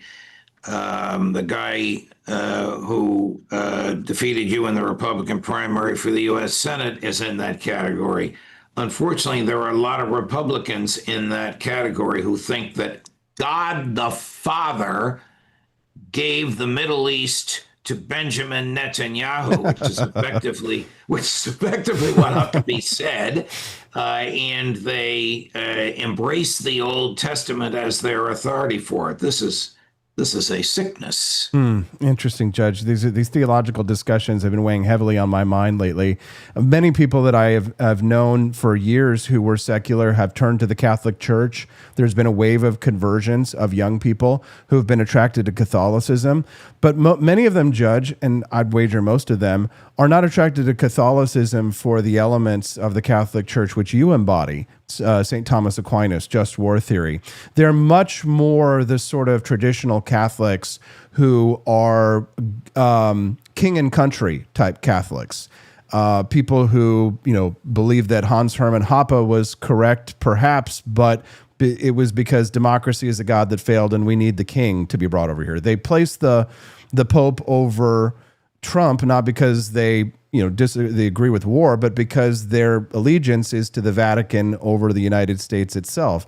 And they're attracted to the more imperious traditions of the Catholic Church, Judge. So, well, those traditions don't exist anymore. The idea that every word that comes out of the mouth of the Pope is infallible, that just doesn't, that was never what the church taught. There were many Catholics who behaved that way. Mm-hmm. Your young friends that are converting may enjoy the triumphalism, the majesty of the liturgy of the church. But in terms of political loyalty, I don't know anybody who has political loyalty to the Vatican, any American who has political loyalty to the Vatican over the United States. I mean, you can't move to the Vatican. You can't live there. It's not a country where you can even buy real estate or even rent an apartment. So if there is this loyalty, it's an emotional loyalty, not a legal or political one. This is good stuff, Judge. I've always wanted to ask you these kinds of questions, and now that this theological war has sort of exploded between Trump and the Pope, I was really curious to hear your thoughts on this, Judge. The popes are also different. When Francis addressed a joint session of Congress, seated behind Francis in the gallery, so looking at the back of his head, was Governor Chris Christie. I was seated right in front of Francis, and we're making eye contact with each other. And Christie's mouthing to me, "How did you get that seat?" It was given to me by a Methodist by the name of Thomas Massey. That's how I got that seat. As soon as it was over, Fox producers whisked me to the camera, so I was the first one on the camera, and my colleagues in New York said, "What did you think?" And I said, "More LBJ than Fulton Sheen." Now that is an inside joke, Judge. Despite your agreement, even theologically, with the current Pope and the issue of the Iran war and on immigration, do you miss Pope John Paul II? Do these modern popes like Francis and Leo, do they sort of create a stark example of what an exceptional Pope John Paul II truly was? Well, Francis created that example by a stark difference, but the jury is still out on Leo. There were times when he aggravates me, and there are times when I love him. I loved when he said, "I'm not afraid of the Trump administration." I love when he says immigrants have a natural right to travel. I've been preaching that for as long as you and I know each other. I love when he told all the French bishops last month, be generous on permitting the Latin Mass. But the jury is still out on him. Right now, he commands the loyalty of the overwhelming majority of however many billion Catholics there are in the country. And right now, just by being modest and humble, he's made Trump look ridiculous. Judge Andrew Napolitano, host of Judging Freedom. A lot of your fans there in the chat cheering you on, Judge. What can they hear coming up on your show, Judging Freedom? I just finished an interview with Mohammad Marandi, professor of literature at the University of Tehran, born in Alexandria, Virginia. He's American as you and I, but he lives in Tehran. He was part of the Iranian delegation that went to Islamabad. And it's a very, very eye-opening interview, harshly critical of Vice President Vance and harshly critical of the dominance over Vance at the negotiating table of Steve Witkoff and Jared Kushner. Later today, Pepe Escobar, Professor Glenn Deason, Phil Giraldi. Tomorrow, the great Colonel Douglas McGregor. Judge Andrew Napolitano and his show Judging Freedom can be found on any of your mobile devices. And he, of course, is here with us every Wednesday at 8 a.m. Central for what we call Big Brain Time. Friend of the show. Judge, thank you very much for your time. We'll look forward to seeing you next week. Thank you, Austin. All the best, my friend. You too. Bye-bye. The lowest murder rate. So we believe strongly in law and order, and he seemed to have a problem with that. So there's nothing to apologize for. He's wrong. The other thing is he didn't like what we're doing with respect to Iran, but Iran is wants to be a nuclear nation so they can exterminate the world. Not going to happen. Yeah, agreed. The lowest. I'm with President Trump. I voted for President Trump. I didn't vote for the Pope. I think that you guys really blew me away there. We got a really good audience now. 101 people watching us live right at the end. I mean, come on, guys. The show starts 7 a.m. Come on, get here pronto. What are you just sleeping in? We're so grateful to have you here anyway. Thank you so much for tuning in. I hope you enjoyed our interviews today with Caitlin Bennett, the Kent State gun girl, and with Judge Andrew Napolitano. Can you see how hard we're working to entertain you in the morning? That's why you got to tune into the show. We're going to have phenomenal guests, all the best topics. What you hear here on the Wake Up America show is what's going to be happening in a week, month, a few years from now. That's why you tune into the Wake Up America show, because what you hear here, what you see here is what's happening months before it ever hits cable news. So grateful to have people like Entropy Nomad, BH Byron Norris, Quest Fanning, Real American First, even though he looks like he's got his juice spurging out over there. It's okay, Real Americans. Real Americans first, which is why I support the Vatican. Coggle. I love how he has TDS. Yes, poor Judge. He does have a little TDS there. I love him. Byron, Entropy Nomad, legal travel. You know he means open borders. Yeah.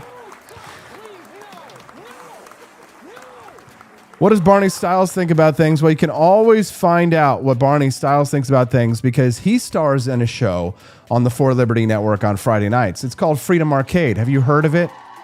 Yeah.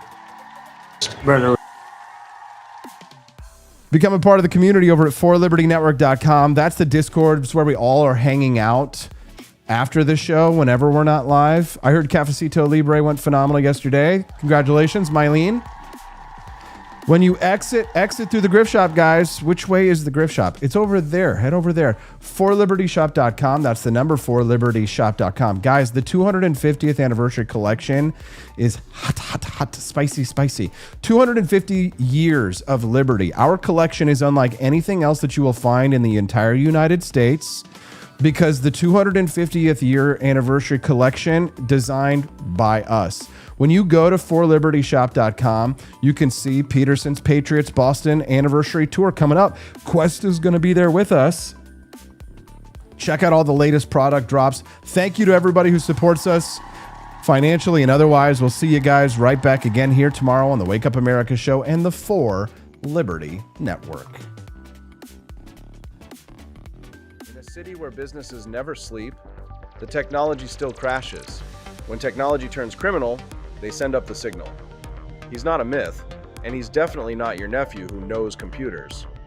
He installs, he protects, he backs it up, he keeps your business online and out of trouble. Managed IT, security, cloud, support that actually answers the phone. Layer 8 tech. When your network breaks, he wakes. Call Drew before your tech needs a rescue signal. George Washington spent 8 years making sure nobody knew where he was. Troop movements, secret dispatches. The man was a ghost. So when a barista leaned out a window and asked for his exact location in exchange for points they called stars, he looked at his flag and said, "I've already got my stars. 13 of them." Keep your dignity and your location intact. Grab a box of Washington's Revolutionary Roast at forlibertyshop.com.